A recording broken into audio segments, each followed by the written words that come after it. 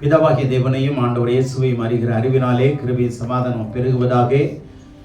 5 மாதங்கள் கழித்து இந்த 6வது மாதத்தினுடைய 2வது நாளிலும் கர்த்தர் நம்மை சுகத்தோடும் பலத்தோடும் சகல ஆரோக்கியத்தோடும் தேவன் நம்மை கூட்டி கொண்டு வந்து அவருடைய சன்னிதானத்தில் நிறுத்தியிருக்கிற அவருக்கே துதியும் கனமும் மகிமையும் உண்டாவதாக. ஆமென். இன்றைய செய்தியின் தலைப்பாக Church, get rid yourself of the spiritual intoxication or giddiness. சபையே,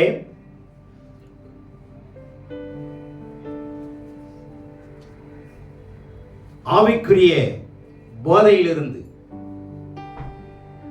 வெளியே வா. ஆமாம், ஆவிக்குரிய மயக்கத்திலிருந்து வெளியே வா.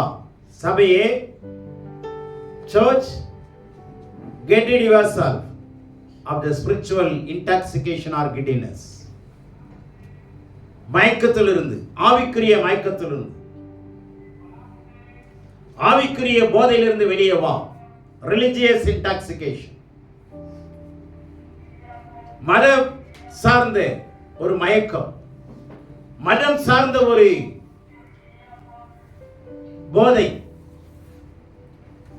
இந்த தலைப்பில் தான் உங்களோடு கூட பேச விரும்புகிறேன். ஆவியானவருடைய உள்ளத்தில் வைத்த வார்த்தைகளை கவனிங்க. இன்றைக்கு சபைகளிலே ஜனங்கள், விசுவாசிகள் வித்தியாசமா இருக்கும், எல்லாம் ஒன்று போல இருக்கும். ஆனால் நம்முடைய ஆண்டவருடைய வார்த்தையை பார்த்தீங்கன்னா வித்தியாசமா இருக்கும்.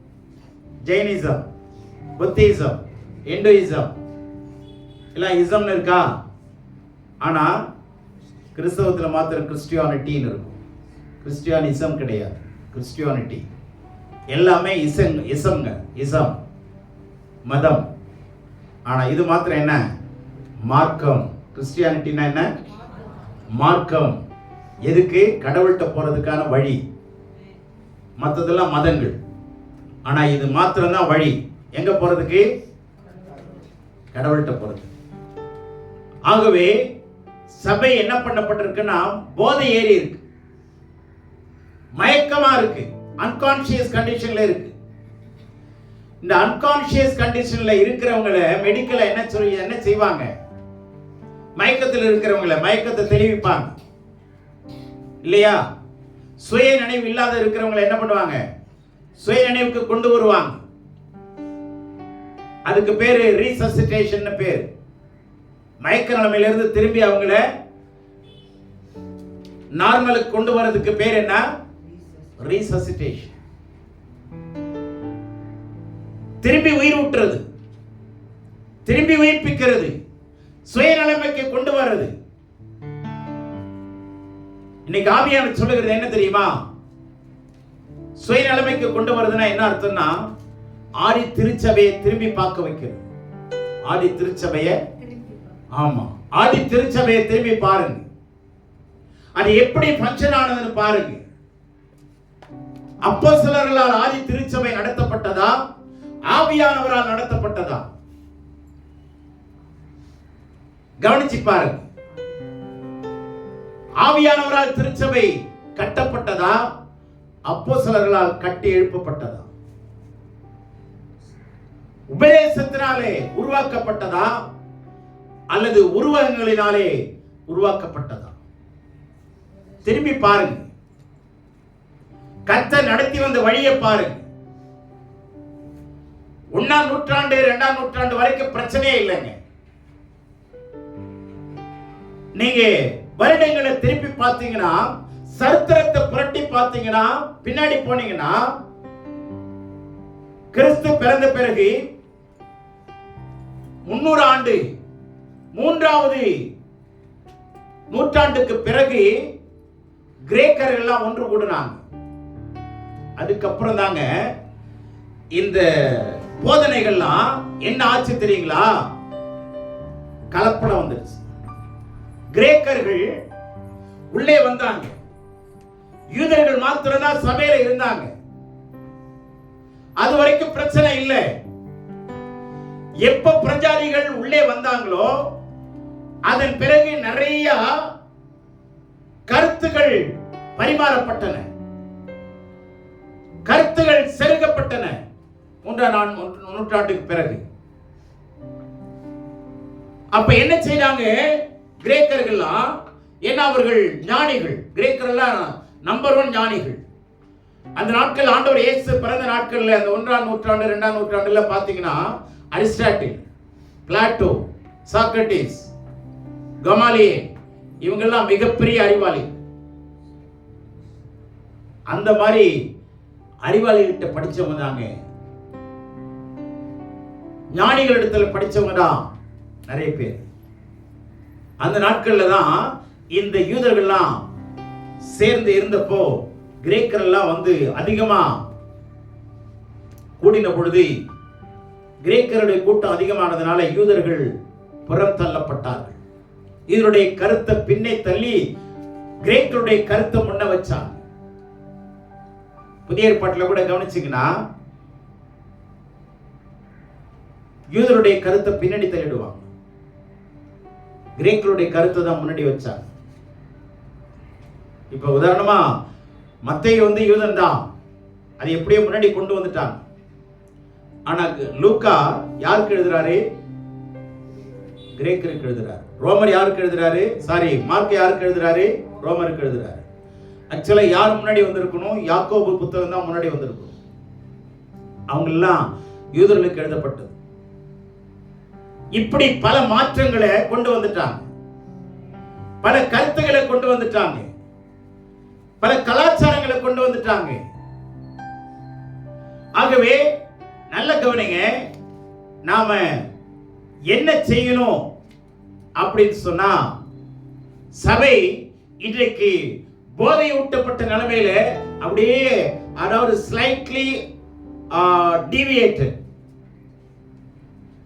அப்படின்னா கொஞ்சம் தடமாறி போயிடுச்சு. ஸ்லைட்லின்னு சொல்ல முடியாது, முக்காவாசி போயிடுச்சு. Out of control. ஸ்லைட்லி இல்ல, கம்ப்ளீட்லி அவுட் ஆஃப் கண்ட்ரோல். அதனாலதான் பவுல் சொல்றாரு, கவனமாயிருங்க. வசனத்தை, ஒரு வசனத்தை எடுத்துட்டு அதை சத்தியமா கொண்டு வந்து அதை பின்பற்றும்படி போதிக்கிறார்கள். கவனமா இல்லைன்னா நம்ம விழுந்து போயிடுவோம். அதனால இந்த வார்த்தையை கொடுத்தது யாரு? அதை நிறைவேற்றுறது யாரு? அவரு தானே. வாயால் சொன்னதை நிறைவேற்று வரல. அதுக்கு எதுக்கு ஜெபம் பண்ணணும்? எதுக்கு ஜெபம் பண்ணணும்? அதுக்கு சொல்லி தரல. இப்ப அந்த போதை ஏறி இருக்கு. 1ஆம் தேதி ஆனா என்ன வரணும்? வாக்குத்தத்தம் இல்லையா? இன்னைக்கு சபை எதுல ஓடுது? அந்த மயக்கத்தில் இருக்குது. கர்த்தர் எனக்கு வாக்கு பண்ணிட்டார், என்னோட பேசிட்டார், ஆசீர்வாதமா இருப்பாயின்னு சொல்லிட்டார், கீழாகாமல் மேலாவாயின்னு சொல்லிட்டார், வீடு வாசல் நான் உனக்கு தருவேன்னு சொல்லிட்டாரு, நான் உன்னை கைவிட மாட்டேன்னு சொல்லிட்டாரு. இதுல தானே ஓடுது. ஆனா எதுக்காக சொன்னார்னு தெரியுமா? எந்த நோக்கத்துக்காக சொன்னார்னு தெரியணுமா இல்லையா? சொல்லுங்க. வாக்குத்தத்தம் எல்லாருக்கும் தான் கொடுக்கிறாரு, அது வேணான்னு சொல்ல. ஆனா எந்த நோக்கத்துக்கு கொடுக்கிறாருன்னு தெரியணுமா இல்லையா? ஒரு வண்டி வாங்கி கொடுக்குறாங்கன்னா எந்த நோக்கத்துக்கு வாங்கி கொடுக்குறாங்க தெரியணுமா இல்லையா? அந்த நோக்கமே தெரியலன்னா வாக்குத்தத்தத்துக்கு எதுக்கு ஜெபம் பண்றது? இப்ப நான் சொன்னது புரிஞ்சா? ஒரு பொருளை கொடுக்குறாங்கன்னா எந்த நோக்கத்துக்காக கொடுக்குறாங்க? ஒரு வேலைக்கு அனுப்புறாங்கன்னா எந்த நோக்கத்துக்காக? ஒவ்வொரு விஷயத்துக்கு பின்னாடி ஒவ்வொரு நோக்கம் இருக்குங்க. ஒவ்வொரு வாக்குத்தத்தத்துக்கு பின்னாடி ஒவ்வொரு நோக்கம் இருக்கு. ஆபிரகாமுக்கு ஒரு வாக்கு பண்ணாரு, அதுக்கு ஒரு நோக்கம் இருக்கு. சரிங்களா? நோவாவுக்கு வாக்கு பண்ணாரு, அதுக்கு ஒரு நோக்கம் இருக்கு. ஒவ்வொருத்தருடைய உடன்படிக்கை பண்ணாரு, அந்த உடன்படிக்கை பின்னாடி அதனுடைய விளைவுகள் இருக்கு. ஆமென். அப்போ அந்த நோக்கம் என்ன? நோக்கத்துக்காக எனக்கு வாக்கு பண்ணிருக்கிறாரு. அந்த நோக்கம் என்ன ஆண்டவரே? என்ன பண்ணணும்? அதுக்காக ஜெபம் பண்ணணும். வாக்குத்தத்தத்தை நிறைவேற ஜெபம் பண்ணணும். சரியான சர்க்குலேஷன் இல்ல, ஆக்சிஜன் சர்க்குலேட் ஆகல. ஆக்சிஜன்ங்கிறது பிராணவாயு, உயிர். அதுதான் உயிருங்க. உயிருக்கு போராடி இருக்கும்போது இது ஒண்ணும் என்ன பேசணும்னு தெரியல, மயக்கத்தில் இருக்கிறோம். தயவுசெய்து சபையை இதுல இருந்து வெளியே வரணும். Get rid yourself of the religious intoxication. மயக்கத்திலிருந்து, அந்த போதையிலிருந்து வெளியே வா. போதை வஸ்துகளை யூஸ் பண்றாங்க, ஆண்டவர் அறியாதவன். இருக்குது அவன் கண்ட்ரோல்ல இருந்து பாடி கண்ட்ரோலுக்கு போகுது. அப்போ கவலை மறந்துடுறான்.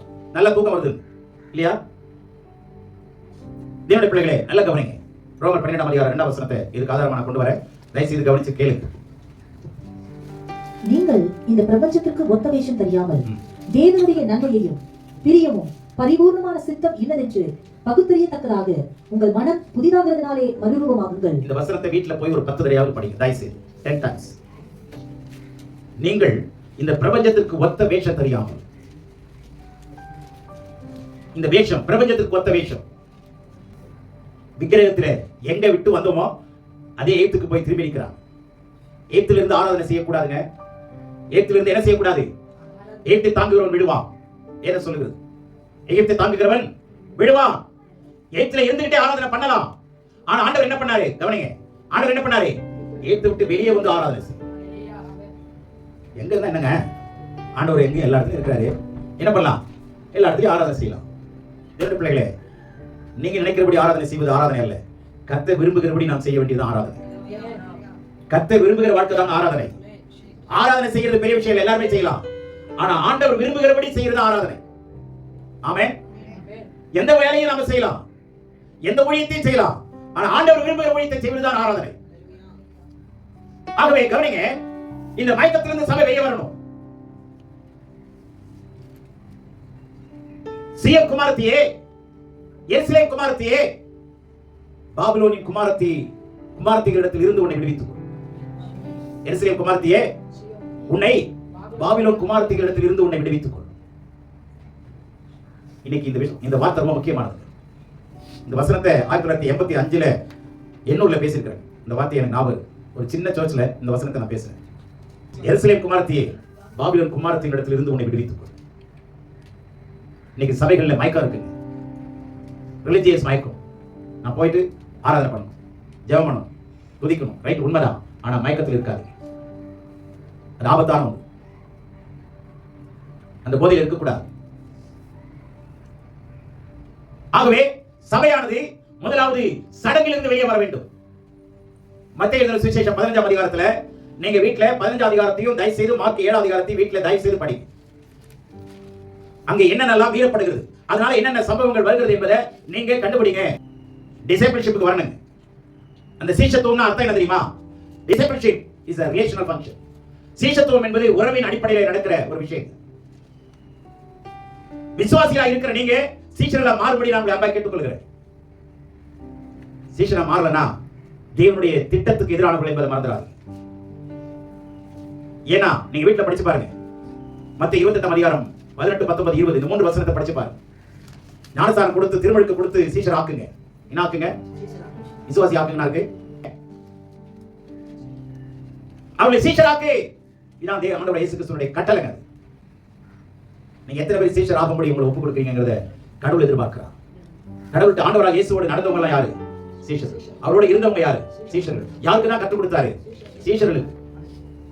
யாருக்கு தான் ஆண்டவர் கண்களை திறந்தாரு? சீஷர்களுக்கு தான். தேவனுடைய பிள்ளைகளே, நிறைய மாற்றங்களை நம்ம மாத்திக்கணுங்க. நிறைய மைண்ட் செட்டை மாத்தணும். இங்க பாரம்பரியத்தை பத்தி சொல்றாரு பாருங்க. 3ஆம் வசனம் மத்தேயு 15:3. அவர்களுக்கு அவர் பிரதியுத்தரமாக, நீங்கள் உங்கள் பாரம்பரியத்தினாலே தேவனுடைய கற்பனையை ஏன் மீறி நடக்கிறீர்கள்? கவனிங்க, உங்கள் பாரம்பரியத்தினாலே தேவனுடைய கற்பனையை ஏன் மீறி நடக்கிறீர்கள்? பாரம்பரியம் என்னங்க? பாரம்பரியா செஞ்சுட்டே வருது. தலைமுறையா செஞ்சுட்டே வருது. இதை விட்டு சபை வெளியே வரணும். பாரம்பரியங்களை கிறிஸ்தவ பாரம்பரியங்க. நான் இந்து பாரம்பரியமா இஸ்லாமிய பாரம்பரியத்தை நான் பேச வரல. கிறிஸ்தவத்துக்குள்ளே பாரம்பரியம் நிறைய இருக்கு. வழியா நிறைய இருக்கு. இதெல்லாம் நம்ம மாத்தணும். இதெல்லாம் நம்ம என்ன பண்ணணும்? மாத்தணும். உங்களுடைய மனசு சொல்றபடி நடக்காதீங்க. மைண்ட் சொல்றபடி நடக்காதீங்க. உங்களுடைய மாஸ்டர் சொல்றபடி நடங்க. ஆமென். நம்முடைய எஜமானாகிய இயேசு சொல்றபடி நடங்க. சடங்குகளினால கட்டுப்படுத்தப்படாமல் இருங்கள். சம்பிரதாயங்களினால கட்டுப்படுத்தப்படக்கூடாது சபைகள். அந்த நோக்கம் கிறிஸ்துக்குள்ளே மாற்றப்படணும். இப்போ கிறிஸ்தவ பாரம்பரியம்லாம் சொல்லுங்களேன். குருத்தோலை நாய், சரியா? குருத்தோலை பிடிச்சிட்டு போறது. அதோட நோக்கத்தை விட்டுட்டாங்க. எதை எடுத்துட்டாங்க? செயல் எடுத்துட்டாங்க. நோக்கம் போயிடுச்சா? நோக்கம் இல்லாம செயல்பட்டு என்ன முடியும்? நான் சொல்றது புரியுதா? குருத்துவலை ஞாயிறுங்கிறது எதுனா அந்த ஓலையை எடுத்து கொண்டு போய் வீட்டுல சொல்லிடுவாங்க, சிலுவை மாதிரி செஞ்சு குருத்து ஓலையை. அது நாளுக்கு நாள் பட்டு காஞ்சி காஞ்சி காஞ்சி காஞ்சி காஞ்சி அடுத்த வருஷத்துல கொண்டு போய் அதை எரிச்சிருவாங்க, சாம்பல் ஆயிடும். அதான் சாம்பல் பதம்னு சொல்லுவாங்க. இப்போ இத சாம்பல் ஆக்குறாங்க, எதை? ஓலையை சாம்பல் ஆக்குறாங்க. ஆனா நம்ம சரீரத்தை சாம்பல் ஆக்குறது இல்ல, சரீரத்தோட இச்சைகளை சாம்பல் ஆக்குறது இல்ல. இப்ப புரியுதா? இப்ப சடங்கா சம்பிரதாயமா இதுல சத்தியமா? சடங்காயிருது. நோக்கத்தை எடுத்துட்டீங்கன்னா, ஜூஸை எடுத்துட்டீங்கன்னா அந்த படத்துல ஒண்ணுமே பிரயோஜனம் இல்ல. ஜூஸ் பிடிக்கிறது ஜூஸுக்காக. சபையே உன்னை மயக்கம் வந்து வெளியே வா. என்ன செய்யறது தெரியாம செஞ்சுட்டு கிடக்கு. இப்படிதான் ஒவ்வொரு பாரம்பரியமா நம்ம செஞ்சுட்டு வரோம். ஒவ்வொரு பாரம்பரியம், சடங்குகள், சம்பிரதாயங்கள். ஆனாவசரம் பாருங்க 15:6. உங்கள் பாரம்பரியத்தினாலே தேவனுடைய கற்பனையை அவமாக்கி வருகிறீர்கள். தேவனுடைய கற்பனை என்ன பண்றீங்க? கட்டளையை அவமாக்குறீங்க, அவமதிக்கிறீங்க. சபையே இன்றைக்கு சரியா புரிந்து கொள்ள வேண்டும். உங்களுடைய பாரம்பரியத்தினாலே, because of your traditional activities, கடவுளை என்ன பண்றோம்? அவமதிக்கிறோம். இப்போ கடவுளை அவமதிச்சா அங்க தேவ கோபம் வருமா இல்லையா? தேவ கோபம் வருமா இல்லையா? அப்போ நம்ம சம்பிரதாயங்களை, பாரம்பரியத்தை நாம கைவிட வேண்டும். இந்த மயக்கத்திலிருந்து வெளியே வரணும். இது போதை ஊட்டப்பட்டிருக்கிறது சபைகளிலே. யூதர்களுக்கு இருந்த பாரமே என்ன? பண்டிகை கொண்டாடணும், பஸ்கா பண்டிகை கொண்டாடணும், அதுக்கப்புறம் அரிப்பின் பண்டிகை கொண்டாடணும், எக்கால பண்டிகை கொண்டாடணும். இப்படி பண்டிகையை கொண்டாட கொண்டாட அதுதான் உங்களுக்கு பாரம் ஆயிடுச்சுங்க. அதனாலதான் யூதர்களை பார்த்து ஆண்டவர் சொன்னார், வருத்தப்பட்டு பாரம் சுமக்கிறவர்களேன்னு சொன்னார். பண்டிகை கொண்டாடுறதுக்கே பாரமா இருக்கு. நீ நோக்கத்தை விட்டுட்டு பண்டிகை கொண்டாடிட்டு கிடக்குற, நோக்கத்தை விட்டுற. நீ உலக மயக்கத்துக்கு போயிட்டு ரிலிஜியஸ் மயக்கத்துல இருக்கிற. மயக்கத்திலிருந்து வெளியே வானா திரும்பி வேற ஒரு பாரம்பரியத்தை, கிறிஸ்தவ பாரம்பரியத்தை கொண்டு வந்து திணிச்சி மறுபடியும் அவங்க என்ன பண்ணிடுறாங்க? திரும்பி என்ன பண்ணிடுறாங்க? அதே மயக்கத்தை திரும்பி கொண்டு வந்துடுறோம். 9ஆம் வசனம் பாருங்க சீக்கிரம். மனுஷருடைய கற்பனைகளை உபதேசங்களாக போதித்து, கவனிங்க, மனுஷருடைய கற்பனைகளை உபதேசங்களாக போதித்து வீணா எனக்கு ஆராதனை செய்கிறார்கள் என்று. என்ன அழகா தெளிவா சொல்றாரு பாருங்க. வீணா எனக்கு ஆராதனை செய்கிறார்கள். ஏசாயா தீர்க்கதரிசி நன்றாய் சொல்லி இருக்கிறார் என்றார். ஏசாயா தீர்க்கதரிசி நன்றாய் அழகா சொல்லி இருக்காங்க. போய் ஏசாயா தீர்க்கதரிசில படிச்சு பாருங்க. மனுஷருடைய கற்பனைகளை உபதேசமாய். அப்ப நான் சுருக்கமா சொல்றது கவனிங்க. அதாவது சடங்குகளும் பாரம்பரியங்களும் சம்பிரதாயங்களும் மனுஷனால் ஏற்படுத்தப்பட்டவை, ஆனால் சத்தியமா கடவுளால் கொடுக்கப்பட்டது. சடங்குல நல்லது இருக்கலாம், கெட்டது இருக்கலாம், அதுக்கு நல்லது கூட இருக்கலாம். ஆனா ஆண்டவருடைய சத்தியம் தான் நம்ம விடுதலையாக்கும், சடங்கு நம்மளை விடுதலையாக்காது. சடங்குகள் அடிமையாக்கும், சத்தியம் விடுதலையாக்கும். அல்லேலூயா. சடங்கு செய்யலன்னா பயம் வந்துரும். ஐயோ இது செய்யாம விட்டனே, தெய்வ குத்தமாயிருமே. அன்னைக்கு பத்தி ஏதாவது நடந்துச்சுன்னா பத்தியா, சடங்கு செய்யல பத்தியா, அதனால இது நடந்துச்சுன்னு சொல்லிடுவோம். இந்த மயக்கம் இன்னைக்கு இருக்கு, வாக்குத்தத்த மயக்கம். இந்த வாக்குத்தத்தத்துக்குள்ளேயே கிடக்கிறது. வாக்குத்தத்தத்தை விட்டு வெளியே வரதில்லை. வாக்குத்தத்தத்தை நம்பி வாழாதீங்க, கர்த்தருடைய கட்டளையை நம்பி வாழும். எத்தனை பேருக்கு புரியுதுன்னு தெரியல. வேதமே கட்டளையே விளக்கு, வேதமே வெளிச்சம். ஆமென். மனுஷனுக்கு உயிர் வாழ்றதுக்கு எதுங்க முக்கியமானது? வெளிச்சம். அதுதான் உயிர், கட்டளை தான் உயிர். நல்ல கவனிங்க. வாக்குத்தத்தம் உயிர் கிடையாது. வாக்குத்தத்தம் ஒரு நம்பிக்கை ஊட்டும். கடவுள் இதை கொடுப்பா என்ற நம்பிக்கை தான் கொடுக்கும். நம்பிக்கை ஊட்டக்கூடியதான் என்னது? ஆனா அதை வச்சுட்டு வாழ ஆரம்பிச்சாரு. அதை வச்சுட்டு என்ன பண்ணக்கூடாது? வாழ ஆரம்பிக்க கூடாது. தேவனுடைய பிள்ளையே, கற்பனையை கை கொள்ளுங்க, அப்பொழுது பிள்ளைகளாக இருப்பீர்கள், எனக்குரியவர்களாக இருப்பீர்கள். இந்த வாக்குத்தத்தை சொல்லி சொல்லி சொல்லி அது மயக்கத்திலேயே அப்படியே வருது, அந்த போதையிலேயே வருது இன்னைக்கு சபை. அதுலதான் உருளுது. அப்படித்தானே? உண்மை தானே? இன்னைக்கு பாஸ்டர் சொல்லிட்டார், நல்ல வசனம் சொன்னார், நல்ல வசனம் சொன்னார், நல்ல கட்டளையை சொன்னார்னு சொல்லுங்க. நல்ல வசனம் சொன்னாருங்கிறது மாத்திரம் நல்லா இருக்கும் இல்லையா? நல்ல கட்டளை சொன்னார்னு வச்சுங்க. 6 காலுக்குலாம் வாங்கன்னு கட்டளை கொடுக்குறேன்னு வச்சுங்க. இந்த கட்டளையை கேட்ட உடனே அபக்குமா இல்லையா? 6 வரதே நமக்கு கஷ்டமா இருக்கு. 6 ஆளுக்கு வேற வர சொல்றாரு. இப்போ எது உங்களுக்கு விசரமா இருக்கு? நீங்க எப்ப வேணாலும் வரலாங்க, சந்தோஷமான விஷயம். எப்படி வேணாலும் வாழலாங்க, சந்தோஷமான விஷயம். பைபிள் இப்படி வச்சுக்கலாம், இப்படி வச்சுட்டு வரலாங்க, சந்தோஷமான விஷயம். எப்படியாவது வாங்க. ஆனா இல்லங்க, இப்படி வரக்கூடாதுங்க, இது வந்து இங்க இருக்கணுங்க, நெஞ்சுக்குள்ள கடவுளுடைய வசனம் வரணுங்க அப்படின்னு சொல்றதாங்க கஷ்டம். கட்டளை தாங்க உயிர், கட்டளை தாங்க உங்களை காப்பாற்றக்கூடியது. வாக்குத்தத்தை விட்டு வெளியே வா. வாக்குத்தத்துக்காக ஜெபம் பண்ணாதீங்க, அது தன்னால நிறைவேறும். நோக்கத்தை தெரிஞ்சுக்கிட்டீங்கன்னா கடவுள் தன்னால என்ன பண்ணுவாரு? இப்போ ஒரு பிள்ளைகிட்ட சொல்றாரு, 1150 எடுத்துட்டீங்கன்னா உனக்கு நான் கார் வாங்கி தரேன். இந்த பிள்ளை காருக்காக படிக்கணுமா, அந்த நோக்கத்துக்காக படிக்கணுமா? தகப்பன் சொன்ன நோக்கம் ஒண்ணு இருக்கு இல்லையா? கார் வாங்கி கொடுக்கிறது நோக்கம் இல்ல. நீ படிக்க வச்சு இந்த பிள்ளையை மருத்துவர் ஆக்கணுங்கிறது தாய் தகப்பனுடைய நோக்கம். அதுக்கு கிஃப்டா கொடுக்குறாங்க. ஆமென். நோக்கத்துக்கு முன்னாடி கிஃப்ட் இருக்கா? கிஃப்ட்டுக்கு பின்னாடி நோக்கம் இருக்கா? பேசுங்க. எதுக்கு பின்னாடி எது இருக்கு? கிஃப்ட்டுக்கு பின்னாடி நோக்கம் மறைஞ்சிருக்கு. நோக்கத்துக்கு முன்னாடி கிஃப்ட் தெளிவா தெரியுது. நம்ம எதை பிடிச்சிக்கிறோம்? முன்னாடி இருக்கிறத பிடிச்சிக்கிறோம், பின்னாடி இருக்கிற நோக்கத்தை விட்டுறோம். ஆனா நோக்கத்தை படிச்சுக்கிட்டேன்னா புரிஞ்சுக்கிட்டேன்னா நோக்கம் நிறைவேறும், கிஃப்ட் கிடைச்சிடும். நோக்கம் நிறைவேறும், சொல்லுங்க, கிஃப்ட் கிடைச்சிரும். நினைக்கிறதை விட வேண்டிக் கொள்கிறதை விட அதிகமாக கிரியை செய்கிற தேவனுடைய வல்லமைப்படியே. அல்லேலூயா. ஆமா, beyond your imagination, beyond your capacity, God is able to bless you abundantly. ஆமென். அல்லேலூயா. மயக்கத்திலிருந்து வெளியே வாங்க. வாக்குத்தத்தத்தை பிடிச்சி தொங்கிட்டு கிடக்காதீங்க. வாக்குத்தத்தத்துக்காக ஜெபம் பண்ணாதீங்க. நோக்கத்தை தெரிஞ்சுக்கிட்டா வாக்குத்தத்தம் ஆட்டோமேட்டிக்கா தன்னால அது வந்து சேரும், வந்து பறிக்கும். ஆமென். இந்த வார்த்தையின்படி நீ கேட்டு நடந்தால் சொல்லி அத்தனை ஆசீர்வாதங்களும் உனக்கு பலிக்கும். சொல்லல, ஆங்கிலத்தில் எப்படி இருக்கு தெரியுமா? it will overtake you. overtake என்ன? முந்தி வரது. அல்லேலூயா. உன்னை முந்திட்டு வந்து உன்னுடைய ஆசீர்வாதம் நிக்குங்க. முந்திட்டு வந்து ஆசீர்வாதம் நிக்கும். இமைக்காக மாத்திரம் நம்பிக்கையுள்ளவர்களாய் வாழ்ந்தா பரிதபிக்கப்படத்தக்கவர்களாய் இருக்கும். மயக்கத்திலிருந்து வெளியே வாங்க. என்ன எல்லாத்துலயுமே பாவத்தை சேர்த்து வச்சிருக்கான், மறந்துல. தேவனுடைய பிள்ளைகளை நல்லா கவனிங்க. ஆண்டவர் என்ன சொல்றாரு? கற்பனையை கைக்கொள்ள நம்முடைய ஆரோக்கியத்தினுடைய வாழ்நாள் நீடித்திருக்கும்படி செய்யுங்க. அல்லேலூயா. உன் வாழ்நாள் நீடித்திருக்கும். மயக்கத்திலிருந்து வெளியே வந்துருவ நீ. அப்பதான் புதுசான ஆளா தெரிவே. படைகள்லாம் ஒழிந்து போகும். Change your mentality, change your mind set, change your life style. Amen. உங்களுடைய வாழ்க்கையை மாற்ற பாருங்க. பழசையே நிக்காதீங்க, பாரம்பரியத்தை விட்டுருங்க. நீங்க புதுசா ரசிக்கப்பட்டு வந்தீங்கன்னு பாருங்க, சர்ச்சுக்குள்ள வரும்போது லைட் போடணும், இப்படி பண்ணிட்டு வருவாங்க. ஏங்க அது பழக்க தோஷத்தை வெளியே வரணும். அமாவாசை ஒரு பயம். அமாவாசை என்னைக்கு வருது என்னைக்கு போகுதுன்னு எனக்கு தெரியாது.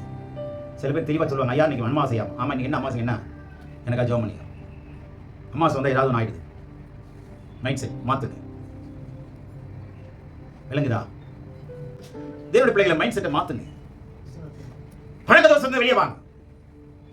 உங்களுடைய கஸ்டம்ஸ், கலாச்சாரம் வெளியே வாங்க. கலாச்சாரம் வேத வசனத்துக்கு ஒத்து போச்சுன்னா சொல்லுங்க, ஏத்துங்க. நம்ம கலாச்சாரத்தை எடுத்துங்க. வணக்கம் சார், அது தப்பே இல்லை. வணக்கம் சார்னு சொல்லலாம். ஆங்கிலமே தெரியாது, குட் மார்னிங் சார் அப்படின்னு என்ன திட்டுறான்னு என்னன்னு தெரியலாம். தமிழ் தெரிஞ்சவங்க தமிழ்ல வணக்கம் சார்னு சொல்லுங்க, ஒன்றும் தப்பே கிடையாது. சரிங்களா? வசனத்துக்கு இசைவா இருந்ததுன்னா ஏத்துங்க. அது இசைவா இல்லைன்னா என்ன பண்ணிடுங்க? சடங்குகள் சம்பிரதாயங்களே விட்டுருங்க. வீடு மாத்துறீங்க, புது வீடு போறீங்க, பாறை காட்சி போவாரீங்க, உள்ளுக்குள்ள எல்லாம் அசுத்தமா வச்சுக்கிட்டு சடங்குகள் சம்பிரதாயங்கள் வச்சுக்கிட்டு ஜெபம் பண்றதுல அர்த்தமே இல்லை. புரிஞ்சதா? எத்தனை பேருக்கு புரியுது? விளங்குதா? அதனால நல்லா கவனிங்க. நீங்க பாட்டை மாத்தி பாடுங்க. அப்படி பாலை காட்சி போகணும் அப்படின்னா என்ன பாட்டு பாடணும்? என்னில்லம் ஆவின் பால் பொங்கி வழியுதே, இயேசன்னை ரட்சித்தார் நான் ஆடி பாடுவேன், அப்படிதான் பாடணும். கரெக்டா? என்ன வீட்டுல என்ன பால் பொங்கணும்? ஆவின் பால் பொங்கணும், பாடிட்டு போங்க. ஆனா தேவன் பால் பொங்காது. சரியா? எதுல பொங்கணும்? தேவனுடைய அன்பு தான் பொங்கணும். ஆனா பாலை காய்ச்சிட்டு வம்பு பொங்குற. தேவனுடைய பிள்ளைகளை கவனிங்க. சடங்குகளை விட்டு வெளியே வாங்க. பழக்க வழக்கங்களை விட்டு வெளியே வாங்க. கலாச்சார வாழ்க்கையை விட்டு வெளியே வாங்க. கடவுளுடைய வாக்குத்தத்தத்தை விட்டு வெளியே வாங்க. Superficial into super natural. மேலோட்டமான வாழ்க்கையிலிருந்து ஆழமான வாழ்க்கைக்கு வா. ஆமென். அல்லேலூயா. நீங்கள் மனிதரால் நடத்தப்படாமல் பரிசுத்த ஆவியாரால் நடத்தப்படும்படி எதிர்பார்க்கிறேன்.